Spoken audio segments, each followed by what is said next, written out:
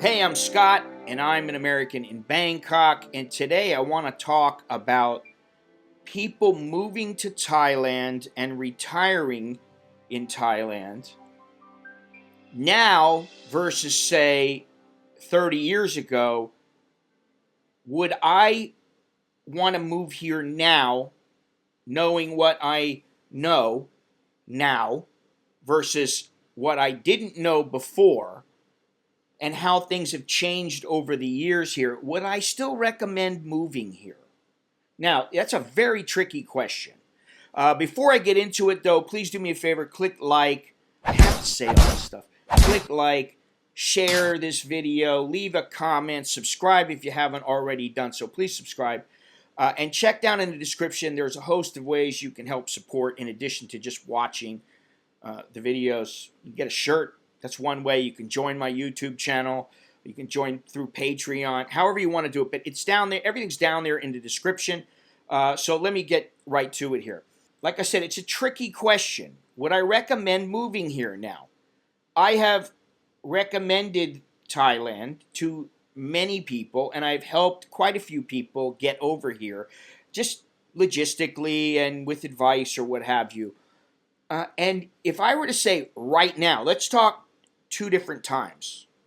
Let's talk during what's going on now, the COVID situation, and let's talk when things get back to semi-normal. Because there is a difference between now and semi-normal. This place right at the moment is very unstable because of the COVID. A lot of things are closed. Businesses are going under. The government's constantly going back and forth, changing its mind about this. What should we do with this? What should we do with that? And they have shown, in my opinion, that at times not only are they inconsistent, but their decision making sometimes is illogical, to at least to Westerners. And I know to some Thais also, but let's not go too far. So we're going to say during what's going on right now. I would say no, I wouldn't move here until things have settled down and you know exactly, you have a better idea of how things are going to be here in Thailand. Just the whole overall lifestyle, how is it going to change? Are you going to be locked down every other month? What's going to happen? How stable is this country going to be, and how long is it going to take? I mean, if you want to come over here and you're just like, hey, anything's better than America, okay, by all means, come over here. But you better expect to, at least for the next couple of months, you better expect you better be prepared for lockdowns, for places being shut down, for like in the current situation where you go into to a restaurant, you just take your food and you leave. You can't sit down and eat. You go into the mall, there is no sitting around. You're not going to go into a store and just kind of chill out and hang out there. No, you go in, you do your business, you get out. You go to the grocery, you get out. Now, sometimes that's great. For me, often it's good because I just get in, I do my shopping, and I get out. But there are times when I want to go hang out and sit at the coffee shop with a couple of my friends or whatever it is. And so, that can be a little bit irritating. But not only that, it's just unstable. And it's unstable everywhere. It's not necessarily Thailand, although, like I said, sometimes the logic seems to be illogical. It seems like there's no good reason or reasons for them to decide to do certain things. I still don't really understand why they went from being a quarter full to half full in restaurants, allowing that, and then now they're stopping it. No, you can't have any people sitting down in the restaurants. Everybody's required to wear their mask, even when you're outside. You can be fined quite a bit of money. But okay, so, I'm just saying be cautious during this COVID situation until you see things pan out and you know how things are going to be for quite some time. It seems like this is the direction we're going. I don't know, but I would move over here. If you're already over here, if you're already in mid plan, you're getting ready to come over in 2-3 months, I wouldn't cancel or anything like that, but I would say I would really take it under consideration. Okay. Now, after the dust settles, I would say, if you want to come. You can always go back home. You can go somewhere else. There are places that are just as reasonably priced or inexpensive. The cost of living is even better in some places that you can go. But what I will say is that, first of all, prices are going up. There's inflation. And I've noticed it at the grocery lately. Prices going up anywhere from 10 to 25%, depending on the particular product. Prices of street food have gone up dramatically since I've arrived. It used to be 10, 15 baht. Now it's 40, 50 baht, even 60 baht sometimes on the street. Now this is over 26 years, so that's, you got to take that into consideration also. But the cost of living is going up, and I think anybody who has lived here for a fair amount of times knows that some people think Thailand is cheap. It may not be cheap. It may be cheaper in some categories. I've said this for quite some time, but in many categories, it's the same price or even more. Electronics, there's a whole host of categories. The only thing I would say is that you're going to be able to find a cheaper place to live, and you're going to get a better value for, say, an apartment or a condo than, say, in the West. Okay? Again, it depends on what you decide to get. Now, the number 2 thing is that the government is extremely, this is my opinion, but I think if you check with others that they probably will concur, the government is rather inconsistent. And by government, I mean the entire government, and that includes immigration. I've often said that the government comes out with ideas and releases them publicly or releases them to the media, or somehow they're leaked to the media releases them, and you just go, what? What are you talking about? That's never going to work.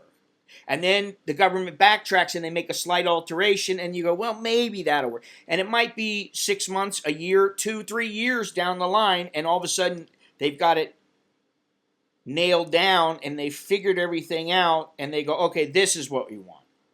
So you have to be patient. I've said that in the past, but also you have to understand that this is Thailand and the government is rather inconsistent, and they will come out with things in the press, or the press will come out. I don't know how they get their information. I'm not saying it's all the government, because we know that the media is not always accurate or truthful, media around the world nowadays. But the government is inconsistent. And third is that Thailand has been done to death. If you're coming here because you want to live in, say, Pattaya, Chiang Mai, Chiang Rai, Phuket, you're pretty much living in tourist cities, which is, okay for some people, and they like it. However, if you're trying to get away and start a whole new life and just a very peaceful, quiet life, not to say you can't have them in places like Chiang Mai, especially, or Chiang Rai, but you're not going to want to live in a tourist zone. You don't want to live right down the street from Soi Bangla in Phuket, at least when things are alive and kicking. Now, I don't know. This is what I mean. After the dust settles, how many bars are going to be left? What kind of nightlife scene is going to still be open and thriving and enticing people to come in, to where some people, what they really want is they want to come here, they're retired, they want to go have a couple of drinks every once in a while, get drunk. Maybe they're just newly divorced. They want to find themselves a girl of the day and have their fun, or they want to meet some new younger girl and have a bit of fun just running around. Okay, you can do these things. I think that most people who have been here for a while, they opt for places that are, at least in their little area, more quiet and more peaceful than your typical tourist area, like if you're, say, on Soi Bangla or down on Walking Street in Pattaya, these kind of places. I don't go to those places really unless I have good reason. And I spend very, very little time there because I've already done it to death. This is what I mean. You look online on YouTube and you got 5,000 YouTubers doing things about Thailand, and some of them really know what they're talking about and provide great advice, and some don't. Some are just there to entertain you and show you around, and they don't profess to be somebody who knows a lot. But the point is that Thailand is everywhere. It's a saturated market now. And I'm not talking about during the COVID. I'm talking about after the dust settles. That's not to say that it's not a great place to live, because I still think it's a wonderful place to live. You can, if you really want to, you can take off and go out to the rice fields and rent a motorbike or buy a motorbike. Go out to the rice fields, drive around, go check it out, take photos. Go out at night and meet people.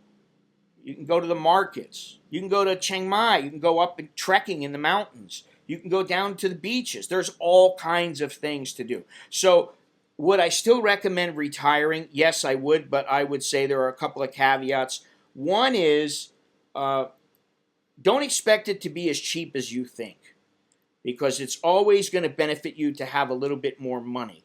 Now, when I came over here, it really wasn't like that. You just didn't need that much. You could get by. I knew guys who were scraping by, and I mean scraping. It was $300, $400. They just had barely enough to eat and survive, but they were doing it. Nowadays, it's quite a bit different.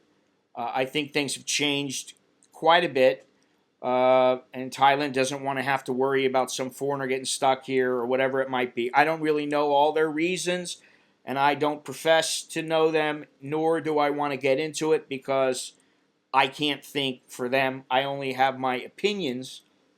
So it's still a good place to retire. Now, like I said, I would be very, very cautious about coming before the COVID situation is over here in Thailand and really around the world.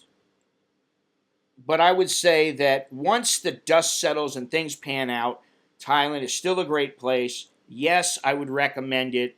The days of, I'm going to get by on $300, $500, $600 a month are pretty much long gone. And the only thing I would say is that if you have money and you go ahead and buy a condo, or you buy, you get a little place and you're renting it out and you got plenty of money to pay for that, and then you say, well, I'm going to live off of, say, $600, $700 for food and utilities or whatever, yeah, you could probably do it in certain places.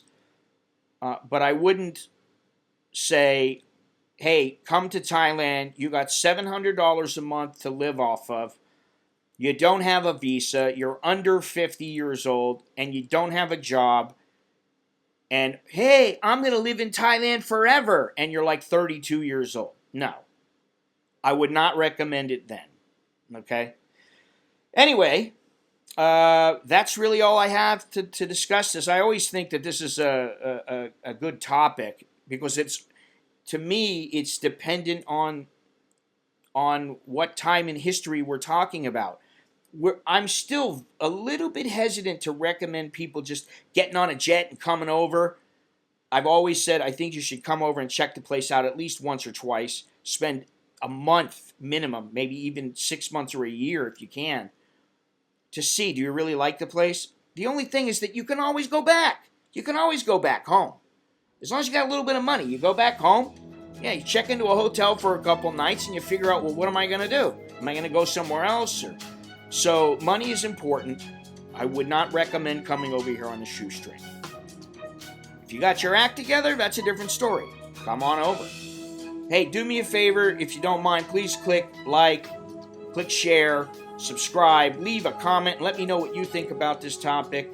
And until next time, I'm Scott. I'm an American in Bangkok. Chok di, leo jerk and my. That's good luck, and see you later.